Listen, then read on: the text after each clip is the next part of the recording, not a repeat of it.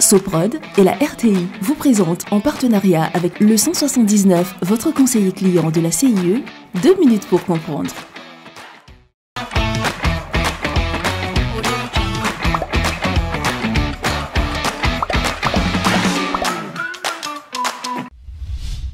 Bonjour, bienvenue dans 2 minutes pour comprendre, votre capsule quotidienne qui vous aide à comprendre comment fonctionne le monde qui nous entoure.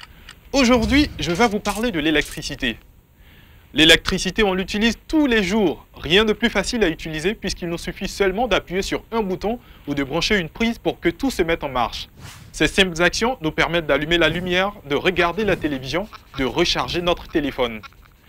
Mais savez-vous comment fabrique-t-on de l'électricité et comment elle arrive jusqu'à chez vous? À l'origine, l'électricité est un phénomène naturel. Elle se manifeste sous forme d'éclairs ou d'électricité statique par exemple. Au fil des siècles, l'homme a trouvé son utilité et compris comment en produire. Pour fabriquer de l'électricité, nous construisons des centrales électriques. Elles n'utilisent pas toutes la même énergie. Chez nous, en Côte d'Ivoire, 2 types de centrales sont utilisées. Les centrales thermiques qui fonctionnent à partir du gaz et les centrales hydroélectriques placées sur les barrages qui utilisent la force de l'eau. Dans les 2 cas, les centrales possèdent d'énormes moteurs avec turbines et alternateurs. Ils convertissent l'énergie de l'eau ou du gaz, selon le cas, en électricité. À la sortie des centrales, l'électricité est transportée sur de grandes distances. Les câbles sont soit sous-trains, soit aériens, montés sur de hauts pylônes. Le courant électrique est fort, les lignes sont dites à très haute tension. Tout au long de son voyage, l'électricité passe par des postes de transformation. Au fur et à mesure que l'électricité se rapproche des habitations, la tension est diminuée. Les câbles sont plus fins et passent sur des poteaux électriques.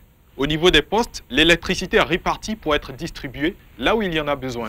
Quand l'électricité arrive dans votre rue, un dernier câble l'emmène chez vous jusqu'à un tableau de comptage comprenant le compteur, le coffret à fusible et le disjoncteur. Il ne vous reste plus qu'à appuyer sur l'interrupteur et le tour est joué. Il aura fallu attendre le début du XXe siècle pour que nos maisons commencent à avoir de l'électricité.